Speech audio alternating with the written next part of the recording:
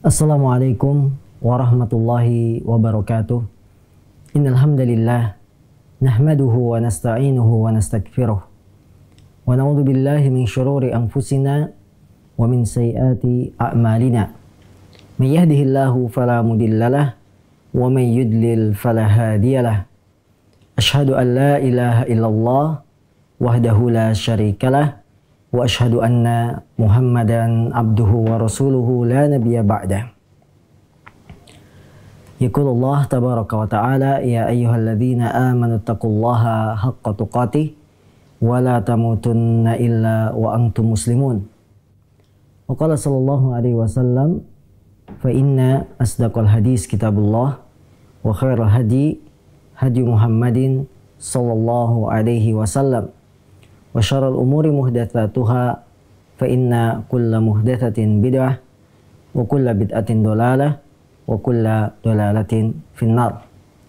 Para pemirsa Hasan TV yang dimuliakan Allah Subhanahu wa taala, alhamdulillah dalam kesempatan siang hari ini kita bisa kembali melanjutkan kajian seputar adab dan akhlak dengan mengambil sumber buku Kitab Bulughul Maram yang ditulis oleh Imam Al-Hafidz Ibnu Hajar Al-Asqalani, dengan mengambil bagian yang terakhir yaitu Kitabul Jami' dalam pembahasan yang berbicara seputar adab dan akhlak, berbicara tentang akhlak terpuji, akhlak yang jelek, ya. Dan kita sampai sekarang pada akhir bab At-Targhib fi Makarimil Akhlak, bab anjuran dalam berakhlak mulia. Hadis yang terakhir yang akan kita baca di siang hari ini, Al-Hafidz Ibnu Hajar beliau berkata, qala al-mu'allif rahimahullah, wa an ibni Umar radhiyallahu anhuma qala qala Rasulullah sallallahu alaihi wasallam, al-mu'minu alladhi yukhalitun nasa wa yasbiru ala adhahum khairun minal ladzi la yukhalitun nas wa la yasbiru ala adhahum. Akhrajahu Ibnu Majah bi isnadin hasan wa huwa inda Tirmidzi illa annahu lam yusammi sahabi. Dari sahabat Ibnu Umar, semoga Allah meridhoinya, bahwasanya Rasulullah sallallahu alaihi wasallam bersabda, seorang mukmin yang bergaul kepada manusia kemudian sabar atas gangguan mereka itu lebih baik daripada yang tidak bergaul kepada manusia dan tidak sabar atas gangguan mereka. Hadis ini dikeluarkan oleh Imam Ibnu Majah dengan sanad yang hasan dan juga diriwayatkan oleh Imam Tirmidzi, hanya saja beliau tidak menyebutkan nama sahabatnya. Derajat hadis ini hadis yang hasan, sebagaimana dikatakan oleh Imam Al-Munawi, beliau berkata dikeluarkan oleh Imam Ahmad, Imam Bukhari dalam Adabul Mufrad dan Tirmidzi dengan sanad yang bagus, bisanadin jayyid. Kulluhum an Abdullah bin Umar ibn Khattab, semuanya riwayat hadis ini datang dari sahabat Ibnu Umar ibn Khattab. Al-Hafidz Al-Iraqi beliau berkata, wa tariqu wahidun, jalan dari hadis ini semuanya satu, ya, dan waqad ramazalahu bil hasan, dan beliau memberikan isyarat bahwa hadis ini adalah hasan. Al-Hafidz Ibnu Hajar berkata dalam Al-Fathah dan Fathul Bari, isnaduhu hasan, sanadnya hasan. Maka hadis yang mulia ini berisi tentang bagaimana kita fikih bergaul kepada manusia. Saat kita tinggal di masyarakat, kita tinggal bersosial, berinteraksi dengan masyarakat, maka Anda harus memiliki pengetahuan yang cukup bagaimana agar kita bergaul dengan baik di masyarakat. Rasulullah dalam hadis ini memberikan bimbingan bahwa kalau kita bergaul, seorang mukmin yang dia bergaul bersama manusia, maka itu lebih baik. Dia sabar dengan gangguan manusia, dengan omongannya, itu lebih baik daripada yang tidak bergaul kepada manusia dan tidak sabar dengan adza atau gangguan manusia.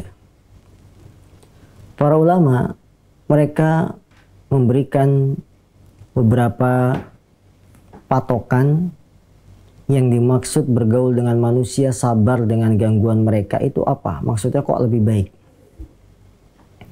mereka terbagi menjadi dua pendapat. Pendapat pertama mengatakan bahwa yang lebih baik itu kalau menyendiri. Karena dengan menyendiri kita akan merasa aman. Tidak ada gangguan dan kita bisa fokus, beribadah dan lain-lain. Sebagian yang lain tidak menyetujui. Menyendiri dari masyarakat, ia bersikap eksklusif, tidak bergaul. Ini tidak baik. Yang lebih baik adalah ketika kita bergaul kepada manusia. Karena dengan bergaul bisa menyebarkan Islam, bisa berdakwah, dan kita sabar kalau dapat gangguan dari mereka. Sebagaimana hadis yang kita bahas kali ini, orang yang bergaul, sabar dengan gangguan manusia itu lebih baik daripada yang menyendiri, tidak sabar dengan gangguan manusia. Terlepas dari kedua pendapat ini yang kelihatan saling tabrakan, maka yang benar adalah kondisi manusia masing-masing berbeda-beda. Ada yang diberikan kekuatan ilmu, diberikan kekuatan dalam hal menghadapi celaan manusia, dia diberi kekuatan sabar, ya, bisa menerangkan manusia tentang kebenaran, bahkan bisa berdakwah. Tentu ini lebih baik dia bergaul. Ya, dia bergaul, kemudian apa? Sabar dengan gangguan manusia. Akan tetapi, kalau orang itu lemah, dia tidak bisa menangkis ajakan masyarakat berbuat dosa, tidak bisa mencegah dirinya dari perbuatan yang jelek kalau tetap tinggal di masyarakatnya, dan dia tidak sabar, orangnya nggak kuat kalau diberi ujian dengan celaan manusia dan lain-lain. Maka orang yang semacam ini, ketika dia tidak bisa menjalankan agamanya dengan baik, dia nggak bisa sabar, hendaknya memilih tempat yang baik. Dia berhijrah, berteman dengan teman-teman yang baik, cari tempat yang di situ orang-orangnya orang-orang baik, sehingga dia akan merasa nyaman. Maka masing-masing punya kelebihan. Orang yang bergaul dengan manusia, sabar dengan ejekan, ya, gangguan mereka. Sementara orang yang bergaul dengan manusia ini orang yang kuat. Ya, dia punya pengaruh di masyarakat. Kalau ngomong didengarkan. Masyarakat mendengar, bahkan melaksanakan, ya. Dan dia pun punya ilmu, punya kedudukan sehingga masyarakat akan merasa bermanfaat dengan keberadaan orang yang seperti ini. Kalau keadaan Anda seperti itu, maka Anda lebih baik bergaul dan sabar dengan gangguan kalau ada gangguan dari mereka. Adapun kalau orang-orang yang biasa-biasa saja, keberadaan di kampungnya itu atau daerahnya dia tidak berguna. Keberadaannya tidak memberikan manfaat kepada orang banyak. Ya. Dan dia pun tidak punya ilmu yang kuat, tidak sabar dengan gangguan manusia, maka orang yang semacam ini hendaknya dia mencari tempat lain yang lebih selama. Kalaupun ingin tetap di situ, dia bergaul seperlunya saja. Ya. Di sana hanya badannya saja, ya, mengikuti kewajiban-kewajiban yang ada di masyarakat. Nah, selebihnya dia tidak banyak bergaul. Maka ini boleh kalau kondisinya dia seperti itu, ilmunya kurang, keberadaannya di masyarakat juga tidak dianggap, ya, tidak didengar ucapannya, maka Anda bergaul seadanya, sebutuhnya. Kalau ada kewajiban gotong royong dan lain-lain datang, tapi selebih dari itu Anda tidak bergaul. Maka dari itu pelajaran yang bisa kita petik dari hadis yang mulia ini, yang pertama, manusia berbeda-beda dalam tingkat keimanan mereka. Sebagaimana amalan keimanan itu bercabang-cabang, ada amalan yang tinggi pahalanya, cabangnya tinggi, amalan keimanan, dan ada juga amalan keimanan yang cabangnya rendah. Maka begitu pula dengan manusia. Manusia, mereka berbeda-beda dalam tingkat keimanan. Karena amalan keimanan saya berbeda-beda, maka manusia juga tingkat keimanannya berbeda-beda. Ada orang mukmin yang dia lebih senang bergaul dengan manusia. Dia sabar dengan gangguan, ini lebih baik daripada yang menyendiri. Maka manusia itu berbeda dalam tingkat keimanan, dan kita pun tentu berbeda keimanan kita satu sama lain. Yang rajin ibadah, yang selalu menjalankan ketaatan kepada Allah, tentu berbeda dengan orang yang bermaksiat. Tentu berbeda dengan orang yang sering meninggalkan kewajiban. Orang yang semacam ini, maka kita harus bisa saling memahami satu sama lain karena berbeda dalam hal tingkat keimanan.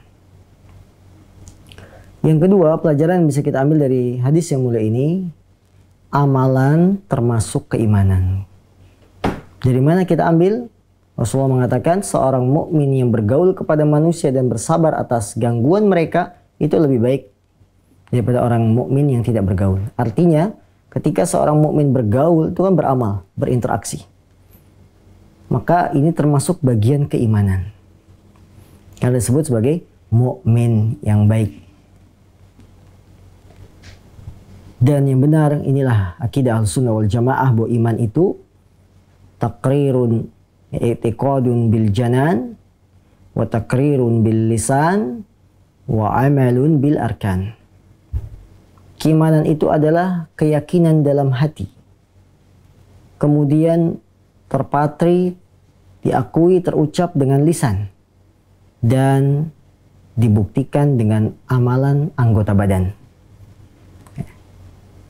Maka mustahil seorang mengaku beriman tapi kalau dia meninggalkan sholat. Karena bukti iman Anda adalah Anda melakukan sholat. Nah, amal termasuk bagian keimanan. Baik itu amalan hati, amalan anggota badan, amalan lisan, itu termasuk bagian keimanan.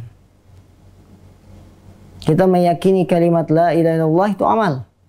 Yang Rasulullah mengatakan, fa'a'laha kalimatul la ilaha illallah wa adnaha imatatul adha anit thariq. Jika Rasulullah mengabarkan bahwa keimanan itu ada 73 cabang lebih, yang paling tinggi adalah kalimat la ilaha illallah. Ini amalan, keyakinan, amalan hati. Dan yang paling rendah adalah menyingkirkan gangguan dari jalan. Berarti ini amalan arkan, anggota badan kita. Maka iman dan amal satu kelaziman. Jangan kita mengaku beriman kalau kita tidak mengamalkan rukun iman. Atau kita tidak percaya dari salah satu rukun iman, tidak beramal dan sebagainya. Karena amalan termasuk keimanan. Yang kedua, atau yang ketiga, pelajaran yang bisa kita petik dari hadis ini, bergaul kepada manusia ini lebih didahulukan daripada kita berpisah dengan manusia. Demikianlah kaum muslimin dan demikian Allah.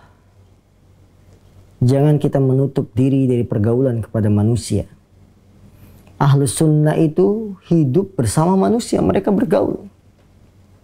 Mereka berinteraksi, saling membutuhkan, ya, karena manusia itu makhluk sosial yang tidak bisa hidup sendiri. Maka kalau diberikan pilihan antara bergaul atau tidak bergaul, ya kita bergaul. Selama hal itu tidak membinasakan dan tidak mempengaruhi keimanan kita. Di masyarakat, di RT, di kampung, Anda bergaul dengan orang. Ya, jadikan ini sebagai media dakwah, sebagaimana Nabi SAW ya, bergaul dengan orang-orang masyarakat. Penduduk Mekah, Nabi menjadikan hal ini sebagai dakwah untuk mereka. Bergaul, mendakwahkan, dan jangan menutup diri. Maka fikih bergaul bagi seorang mukmin ketika di masyarakat, kita bergaul kepada manusia dan tetap menjaga diri kita dari dosa. Kalau manusia di masyarakat kita berjudi, maka jangan kita ikut-ikutan main judi dengan masyarakat. Kita tetap memperbaiki pergaulan kita kepada mereka. Kita tetap salaman, mengucapkan salam ketika ketemu kepada masyarakat. Tapi kalau sudah mereka bermain di luar batas ajaran Islam, kita tidak boleh ikut. Ya. Ini. Begitu juga kalau ada undangan yang wajib. Undangan misalkan untuk rapat bulanan di RT, datang. Undangan untuk jaga malam, ronda, datang sesuai jadwal. Gotong royong, ya, bersih-bersih karena untuk menghilangkan benih-benih nyamuk. Ini musim misalkan sudah mau masuk musim hujan, kemudian Pak RW menentukan kerja bakti, gotong royong, maka datang. Itu fikih bergaul. Jangan kita hanya menutup diri, datang ke rumah, masuk ke rumah, kunci, tidak ada mengetahui kondisi sekitar tetangganya dan lain-lain. Tidak ada. Maka pelajaran yang bisa kita petik dari hadis ini bahwa bergaul itu lebih didahulukan daripada kita menyendiri dan tidak bergaul kepada manusia. Maka kaum muslimin yang dimuliakan Allah SWT, masing-masing orang melihat kondisinya. Kalau yang tidak kuat tinggal di masyarakat karena gangguannya begitu kuat dan dia ingin membentuk komunitas tersendiri, ya, boleh-boleh saya silakan. Tapi jangan lupa nanti di antara komunitas pun akan ada pergaulan dan akan ada permasalahan. Kalau kita menghindar dari masyarakat dengan harapan, dengan niat supaya saya tidak timbul masalah, ya, dengan kegiatan mereka, saya pilih tempat khusus dengan komunitas saya, maka dalam hal ini Anda pun pasti akan bergaul dan akan ada masalah. Manusia tidak bisa lepas dari masalah. Tidak bisa. Karena bagaikan pohon yang diterpa angin, akan selalu diterpa masalah, musibah, dan lain-lain. Maka saudara-saudaraku yang dimuliakan Allah SWT, memang berat kita hidup di masyarakat yang kondisinya tidak sesuai dengan yang kita harapkan. Keyakinan kita tidak sama dengan apa yang mereka yakini. Tapi jangan sia-siakan ini. Ini kesempatan dakwah. Dan dakwah itu kepada siapa saja. Bukan kepada teman saja yang sudah dikenal, tidak. Tapi kepada manusia yang belum kenal, ini justru dakwah yang paling utama. Yang keempat, pelajaran yang bisa kita petik dari hadis ini, anjuran dari Nabi SAW agar kita bergaul kepada manusia. Selama dalam pergaulan ini tidak membahayakan agama kita. Contohnya bagaimana membahayakan agama? Kita bergaul, ya di sana campur ada muslim, ada non-muslim. Saking dekatnya kita bergaul, kita ke bawah-bawah dengan ajaran non-muslim. Ini nggak boleh, ini membahayakan berarti. Anda jangan bergaul seperti itu.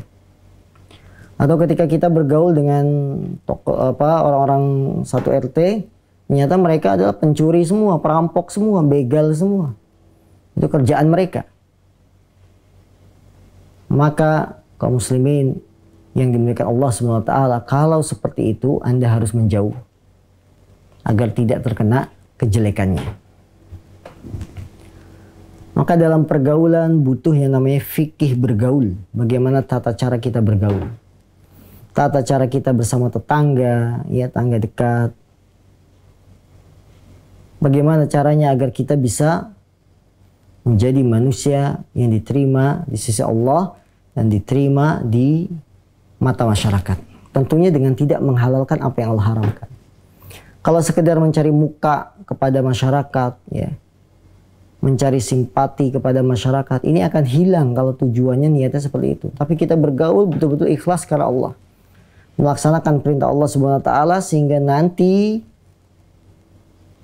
ya, akan tercipta kelompok, kaum, umat yang mereka saling toleransi, yang mereka dibangun di atas akidah yang kuat, kemudian saling memberikan toleransi dalam satu permasalahan yang memang bisa untuk ditoleransi. Termasuk fikih bergaul juga, yaitu bagaimana kita menghormati orang yang lebih tua.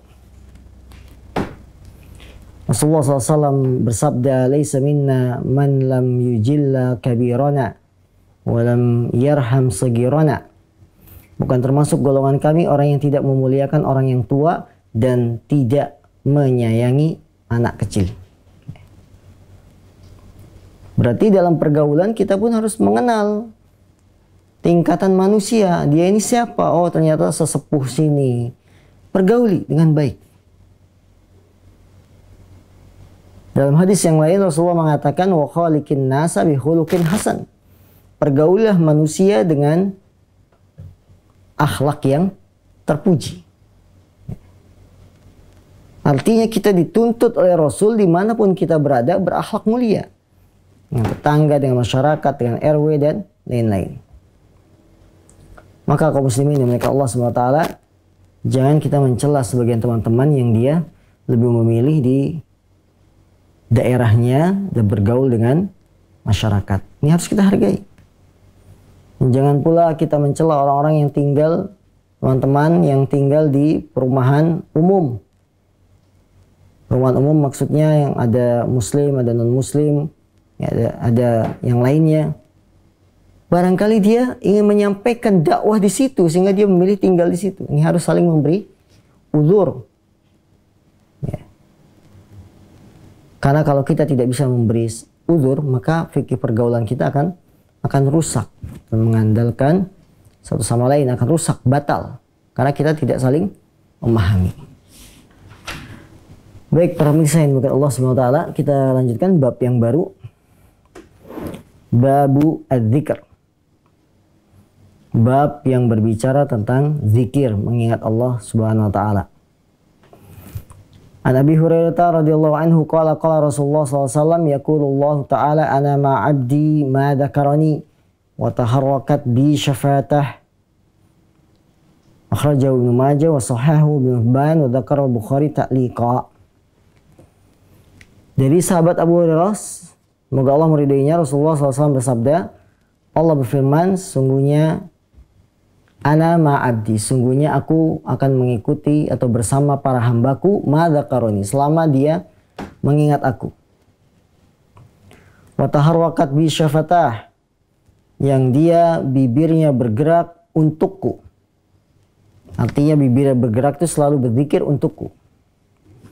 Hadis yang mulia ini datang dari sahabat Abu Hurairah dan sudah kami jelaskan biografi singkat Abu Hurairah. Kemudian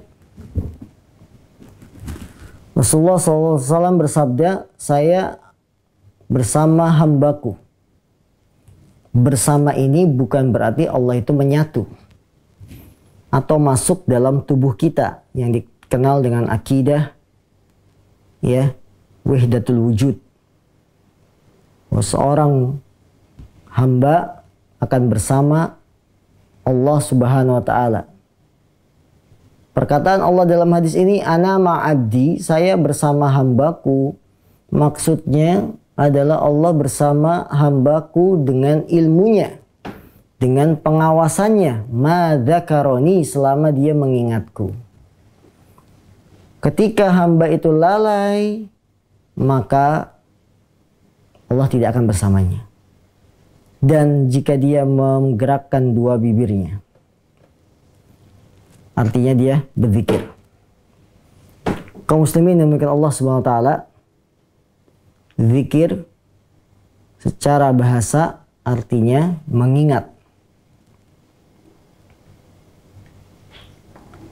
Dan zikir ini, zikir pada Allah Subhanahu wa taala sangat bermanfaat sekali manfaatnya.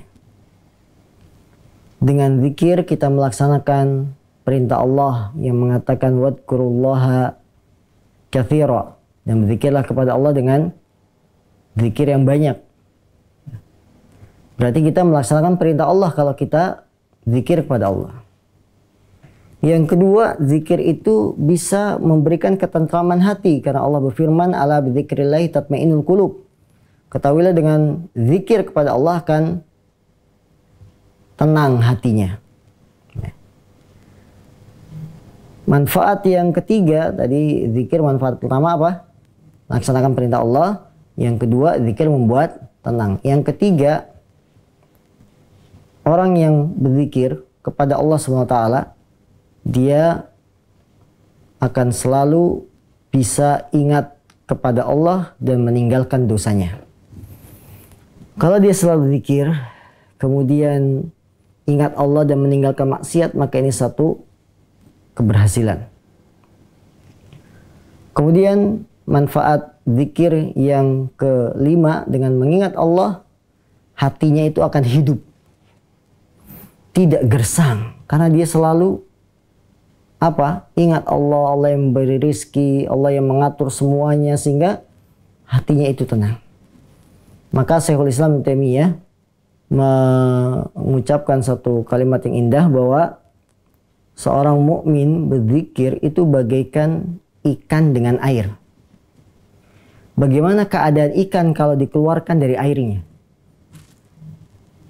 Jadi kita punya ikan misalkan di akuarium, di kolam, di mana kita ambil, kita keluarkan dari air, ya. Kita biarkan begitu saja di kandangin tanpa air, ditutup, ya. Tanpa ada air. Kira-kira mati nggak ikannya? Akan mati. Nah, begitu juga zikir kepada Allah, fungsinya itu menghidupkan hati. Kata Syekhul Islam, seorang mukmin yang berzikir itu bagaikan air dengan ikan. Maka bagaimana keadaan ikan kalau dikeluarkan dari airnya?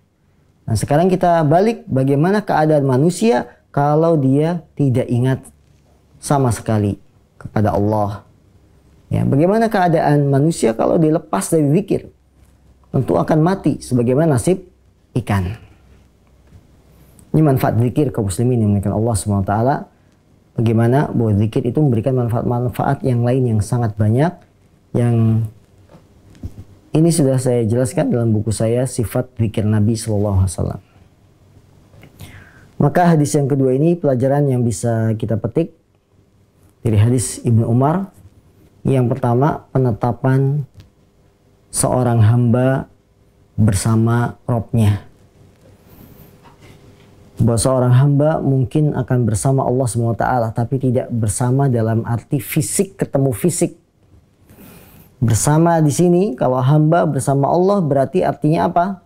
Dengan ilmunya. Ya. Seorang hamba bersama Allah, pengawasan Allah. Allah selalu mengawasinya. Seperti kita katakan, kami berjalan bersama bulan. Apakah bulan itu nempel sama badan kita? Enggak. Artinya, bulan jalan, kita pun jalan. Nah, begitu juga manusia. Ketika dia bersama Allah, bukan berarti Allah menyatu dalam tubuhnya. Sehingga sebagian saudara-saudara kita, kalau Allah sudah menyatu dalam tubuh, ngapain sholat? Toh Allahnya ada di hati kita. Nah, ini salah. Ini kekeliruan yang besar. Aku akan bersama hambaku selama dia mengikuti atau mengingatku. Ma di sini masdariyah yang menunjukkan makna mudah waktu. Jadi aku akan bersama para hambaku selama dia mengingatku. Dan selama dia menggerakkan bibirnya untuk berzikir, maka dia orang-orang yang akan bersama Allah Subhanahu wa ta'ala. Dan ini satu kebanggaan kaum muslimin demikian Allah, kalau kita bisa bersanding dengan Rabbul Alamin.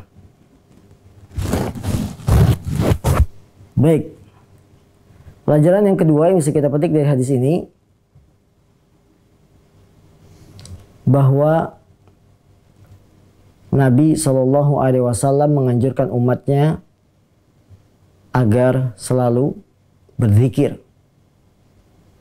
Yang ini bisa menjadi pintu kebaikan bagi seorang hamba karena dia selalu berzikir. Dan barangkali ini menjadi solusi permasalahan yang dihadapi seorang hamba dengan cara berzikir mengingat Allah SWT. Kemudian yang ketiga, pelajaran yang bisa kita petik dari hadis ini, keutamaan zikir kepada Allah. Agar kita tidak lalai, agar kita ingat bahwa kita akan kembali pada Allah. Agar kita tidak tenggelam dengan urusan dunia, maka dalam hadis ini kita diingatkan keutamaan akan zikir kepada Allah Subhanahu wa ta'ala. Baik, para pemirsa yang Allah SWT, mungkin ada yang ingin ditanyakan, silakan hubungi nomor telepon yang tercantum dalam layar TV Anda. Wallahu a'lam.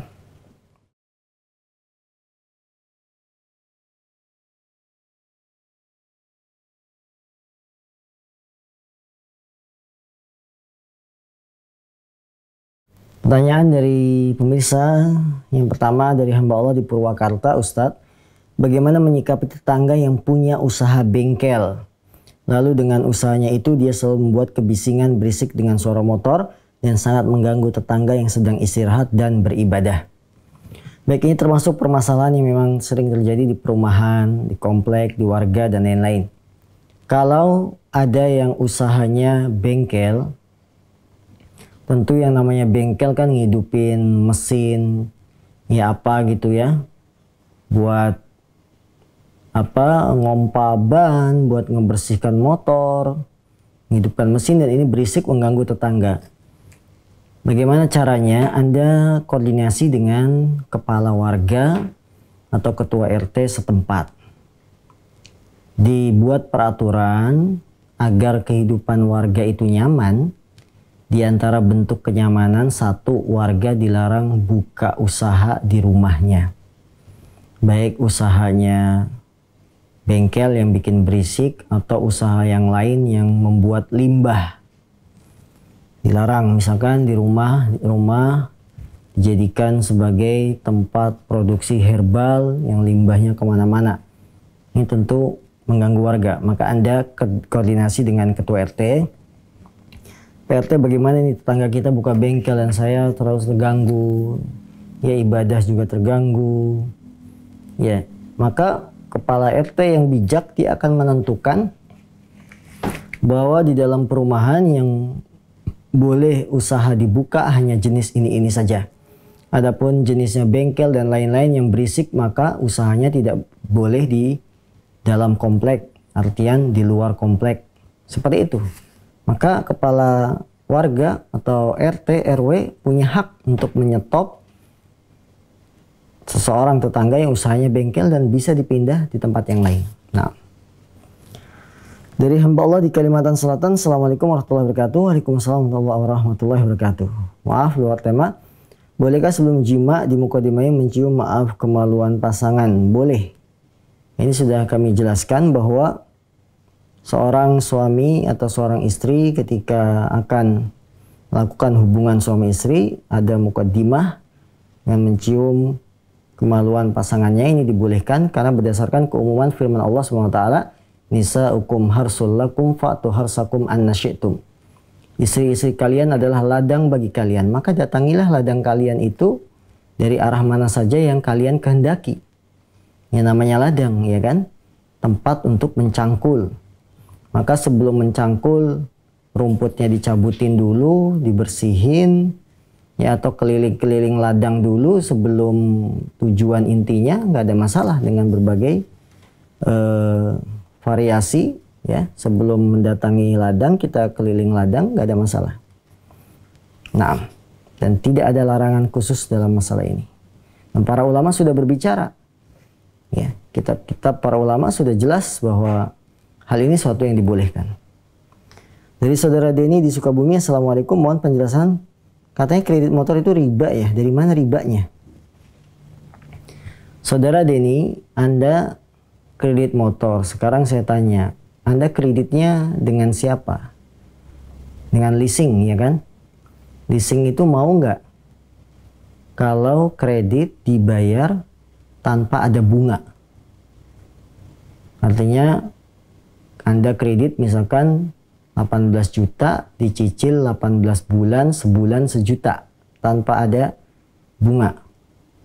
Kalau mau tanpa ada bunga, sebulan 1 juta selama 18 bulan, jadi 18 juta tanpa ada keuntungan sama sekali, 0, maka ini kredit yang boleh. Tapi kalau kreditnya sebulan 1 juta plus dengan tambahan bunga sekian persen, tambahan itulah riba. Ya, tambahan itulah riba. Karena tidak boleh kita meminjamkan uang karena Anda berhutang kan, kredit. Yang si leasing atau dealer ini memberikan motor, berarti mengutangi kepada Anda motor dan Anda ngangsur. Utang kalau menarik manfaat maka riba. Si dealer ini mengutangi motor dan dia menarik manfaat dengan harga yang berbunga. Maka setiap hutang yang menarik manfaat disebut dengan riba. Allahu a'lam.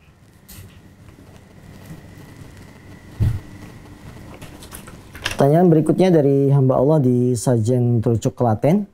Ustadz, boleh tidak mendatangi walimah tapi tidak diundang dan tidak mendapat undangan? Boleh kalau dapat izin dari tuan rumah. Anda tidak diundang, tidak dapat undangan, maka Anda harus dapat izin dari tuan rumah. Kalau tuan rumah mengizinkan, silakan masuk. Kalau tidak diizinkan, silakan pulang. Artinya Anda datang saja ke tempat walimah, kemudian temui tuan rumah dan bilang terus terang, Pak, saya ini sebenarnya tidak diundang dan tidak dapat undangan. Tapi berhubung saya dengar kabar pernikahan ini katanya sajian makannya bukan daging sapi tapi daging onta, dan saya tidak pernah merasakan daging onta, saya pengen datang ke sini. Diizinkan tidak, Pak? Kalau tuan rumah bilang iya monggo diizinkan, Anda masuk.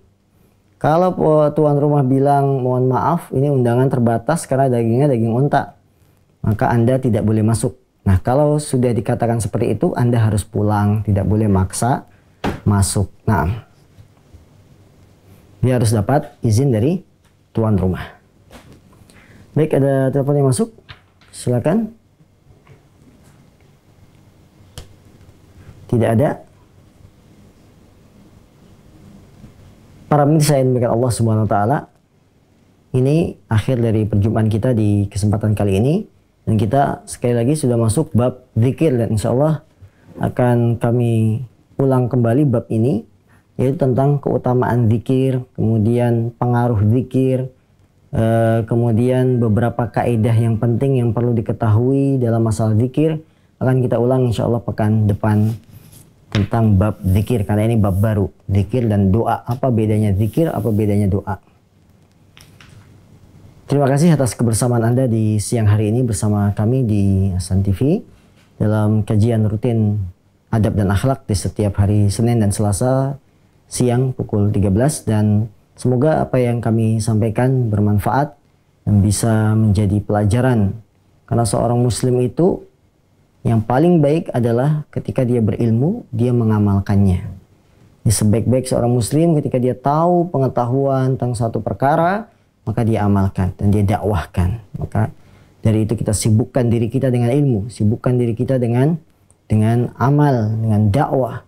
Dan kita mohon pada Allah agar kita dijaga tetap istiqomah di atas jalan yang lurus ini. Semoga sampai pada tujuan terakhir, yaitu mendapatkan surga Allah SWT. Wallahu ta'ala alam. Subhanakallahumma bihamdika asyhadu an la ilaha illa anta astaghfiruka wa atubu ilaik. Walhamdulillahirabbil alamin. Wassalamualaikum warahmatullahi wabarakatuh.